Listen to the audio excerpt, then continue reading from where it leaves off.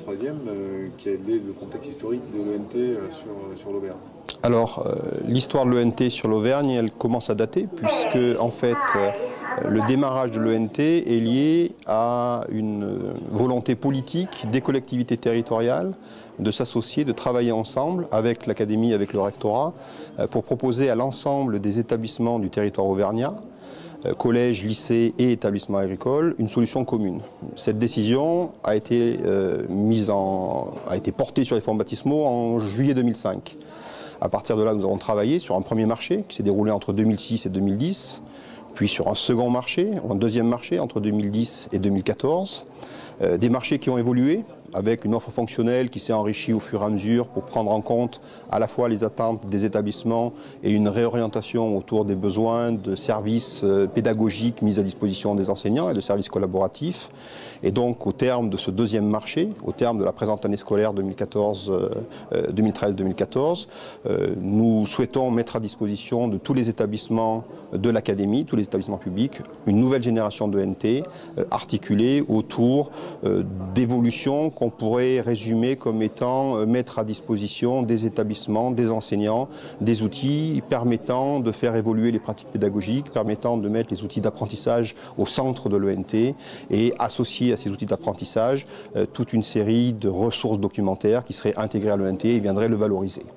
Alors concrètement, c'est un périmètre, je vous ai dit, qui porte sur la totalité des établissements. C'est 202 établissements dans l'académie, c'est à peu près 230 000 comptes utilisateurs et c'est des usages qui sont extrêmement conséquents. L'académie ayant été, une certaine fierté pour nous, une des toutes premières académies à généraliser les ENT à partir de 2006, une généralisation qui s'est terminée en 2010, c'est-à-dire que ça fait 4 ans qu'on est sur un périmètre avec tous les établissements dotés d'un ENT commun permettant de travailler ensemble. Okay, donc là vous êtes déjà passé à la troisième génération ou c'est le chantier du futur? Alors on est en plein dans la phase de transition, c'est-à-dire que la troisième génération sera proposée aux établissements à la rentrée de septembre 2014. Nous sommes dans les opérations de migration et de préparation aux nouvelles ENT. Les établissements de l'académie vont bénéficier dans les toutes prochaines semaines de leur nouvelle ENT.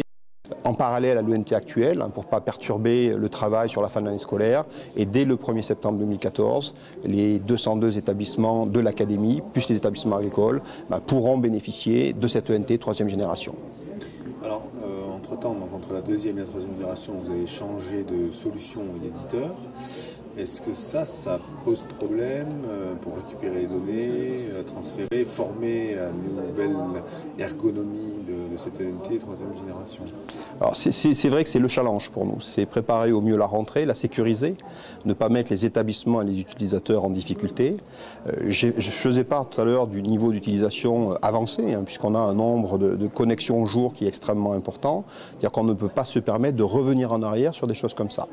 Donc un des éléments qui a contribué au choix de la nouvelle solution de NT, c'était nous assurer au maximum que la nouvelle solution serait opérationnelle dans le cadre que je définissais dès le 1er septembre 2014 ou que l'opérateur que nous sélectionnerons nous offrirait le maximum de garanties quant aux opérations de migration, quant aux opérations liées à ce basculement d'une solution de NT à une autre solution de NT. Alors nous y travaillons avec les équipes de notre nouveau prestataire, Ditop Éducation. Nous avançons, nous avons bien avancé. Les bases ENT vont être remises aux établissements pour qu'ils puissent se les approprier et commencer à travailler dans le courant du mois de juin, dans les tout prochains jours, afin de mettre en place un certain nombre de choses. Et c'est vrai qu'on s'est aussi beaucoup interrogé sur la façon dont les utilisateurs allaient s'approprier ce nouvel outil et tout simplement comment ils allaient pouvoir passer d'un outil qu'ils utilisent depuis 8 ans à quelque chose qui pour eux est nouveau. Alors on a mis en place une communication forte avec de très nombreuses réunions de présentation. On a organisé une vingtaine de réunions de présentation nous adressant à tous les utilisateurs, que ce soit dans les établissements scolaires, que ce soit les enseignants, les parents d'élèves, les corps d'inspection, les élèves. Et le retour qu'on a est plutôt positif, c'est-à-dire que dans ce qu'on a pu montrer, les gens voient de façon assez claire quelles sont les évolutions et l'aspect positif de ces évolutions et je crois qu'il y a une forte attente qui s'est dégagée. À nous maintenant de tout faire pour que nous puissions répondre à cette attente et que les personnes trouvent au 1er septembre un outil qui corresponde à leur aspiration et leur permette d'avancer dans leurs usages et de peut-être modifier leurs pratiques pédagogiques dans le cadre des apprentissages.